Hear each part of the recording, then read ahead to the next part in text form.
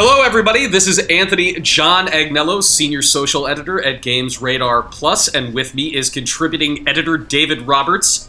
Hello. And we are talking about Xenoblade Chronicles X, the new JRPG exclusive for Wii U by Monolith Soft.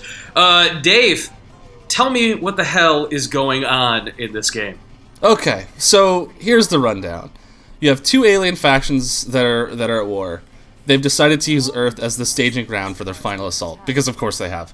Caught in the crossfire, humanity decides it's time to pack up a spaceship with as many people as they can and just run, Battlestar Galactica style.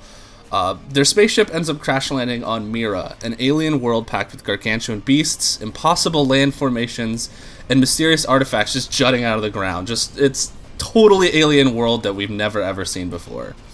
And for much of the game, that's kind of the plot. You spend most of your time acclimating to your new reality on the planet.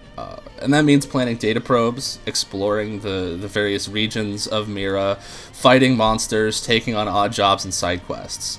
So Xenoblade's story solves the open world narrative problem by making your main goal purely about survival. So all of your side quests are about finding resources and figuring out how to make your way on this planet.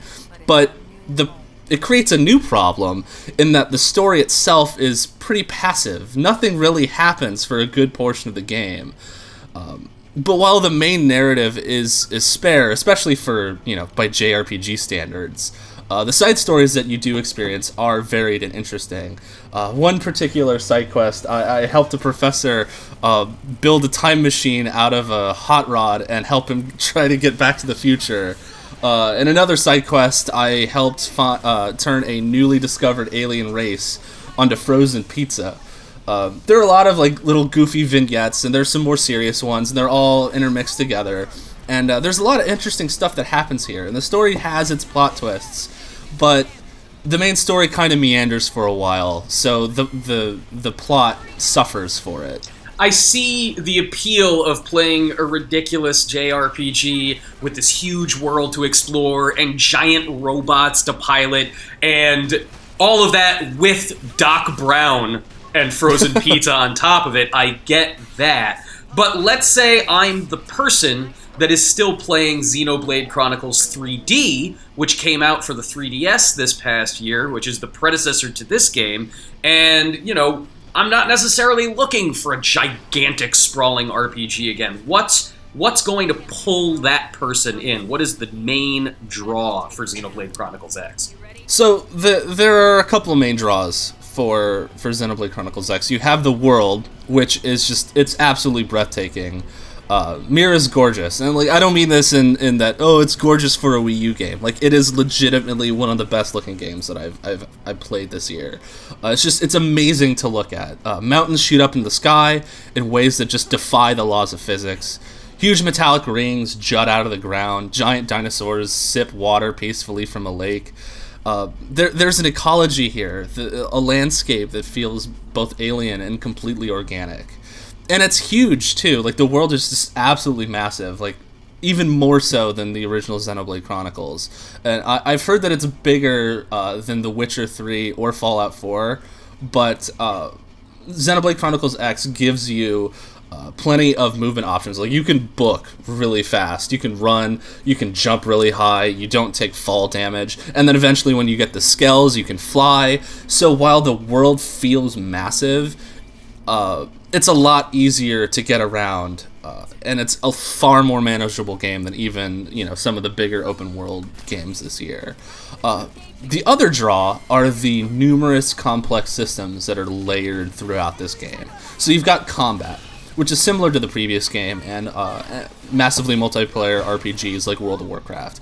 It's a real-time combat system, but you only control one person in your party. The rest of your squad operates on autopilot. So you can set up combos. One person will stagger an enemy while you topple them.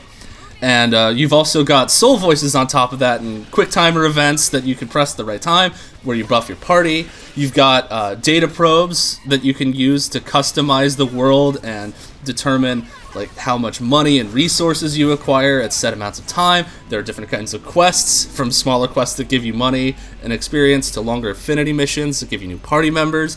There's even a whole online portion that operates a lot like Dark Souls, where you leave messages, send items with other players, take on squad missions where you can take out different monsters in your own world and contribute to a larger goal to gain more rewards. And there's even some light online multiplayer that you can do where you can complete specific missions with up to 4 other players. Oh my god, man, the soul voices and data probes and skells, and I'm getting that overwhelmed RPG brain feeling. This all sounds kind of really complicated. Yeah, it really is. There is a lot to take in. And Xenoblade Chronicles X, more so than even the previous entry, just kind of drops you into this world and just sets you loose. There are some light tutorial sequences, and you'll get an occasional message that pops up to explain some new mechanic or twist to the game, but it's not really explained all that well. I didn't understand the importance of setting up mining probes until after that I realized you can use the Moranium you get, the resource that you get from mining, to upgrade weapon shop inventories. Or that it's important to switch out characters often because certain quests are locked behind your relationship with those characters, and you have to use them often to level up that relationship to unlock a different set of quests. Or that running away from battle is actually a perfectly viable option after realizing that your quest objective is on the other side of a group of enemies that are at least 20 levels higher than you. So you think that you're not supposed to be there, but really you are. You just have to find a path through without getting spotted by any of these monsters. Some of the quests do teach you by doing, but you're basically expected to read through the 50-page on-disc manual to understand even the basic concepts of combat. Most of the combat stuff is just kind of, hey, you press the button to attack, and it hardly even touches on the soul voices or the combo system or, what the morale system does. It really assumes a lot of the player. It assumes that you've either played the previous game or you're very familiar with JRPGs, and it can be incredibly daunting, especially for someone who has never played a game like this before. But if you put in the time, you'll eventually just kind of absorb all that info and fall into Xenoblade's unique rhythm. And that's when the game really starts to open up. So I'm curious, though, a lot of times something that stands in the way of somebody getting into that rhythm in a JRPG especially, is the fact that it builds up an arbitrary wall of needing to level, needing to grind out skills, needing to grind out experience points, and all of that nonsense. Is grinding a problem in Xenoblade Chronicles X?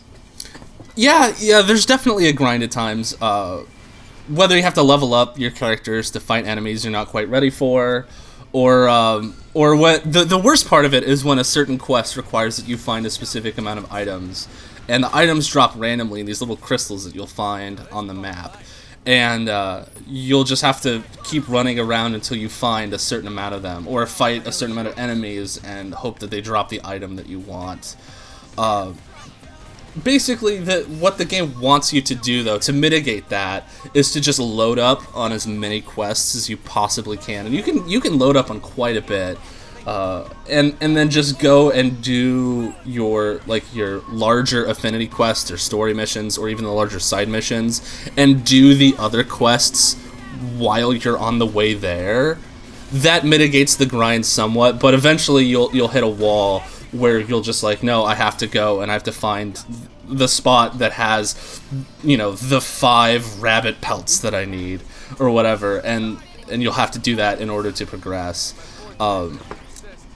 Luckily, the world is interesting enough to get you through most of that stuff, and there are enough options at any time to get you through the most trying parts, to help you level up, to help you get the items you need. And that definitely helps mitigate the grind. I bet having a giant freaking robot that turns into some kind of motorcycle thing at various times helps ease all those trying parts. Oh yeah, Yeah, they really do. They're awesome. It took me about 30 hours before I got my hands on a Skell, which is what Xenoblade Chronicles X calls its giant transforming mechs. And the game teases you about their presence constantly as you're playing the game. But once you reach a certain point in the story, you have to go through a series of fetch quests and license tests just to get it. But once you do, oh man, they're huge. They transform into these like motorcycle vehicles with the push of a button. Eventually you can unlock a part that lets them fly. They give you a huge edge in combat, but there's a unique risk-reward system to using them. So they're incredibly powerful, but they'll run out of fuel if you use their abilities too much, and you'll have to wait real time to charge them. You can turn the game off and come back later and they'll be charged back up, but so you can't spam your abilities too much and expect to keep using them. And if your mech gets destroyed, there's a chance that you can lose the ability to use your Skell without paying a hefty salvage fee. But once you realize like how they work with the systems that you already know, they change the entire way that you approach both combat and the world. They're a game changer, and they're totally worth getting. So, ridiculous depth and complexity, this amazing huge world, awesome robots, but kind of a grind, and a little bit of a vague main story, but awesome side stories. What is the final verdict? Does everybody with a Wii U need to play Xenoblade?